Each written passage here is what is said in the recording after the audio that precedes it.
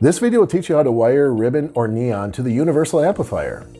To get started, you'll need the following items: a receiver, an amplifier, runs of LED with hard wires soldered on and ends stripped, extra lead wire with ends stripped, power supplies, flathead screwdriver, wiring diagrams. Before doing any electrical work, it's important to turn off the power at the circuit breaker.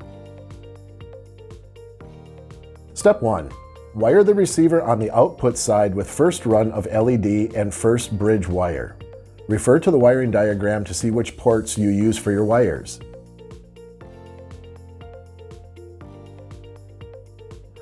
Step 2. Attach the bridge wire from your receiver output side to the amplifier input side with an additional bridge wire. Step 3. Attach the second run of LED to the output side of the amplifier. Go back and attach power to all receivers and amplifiers. Should have a power supply wired for each individual receiver or amplifier. Turn the power back on at the circuit breaker.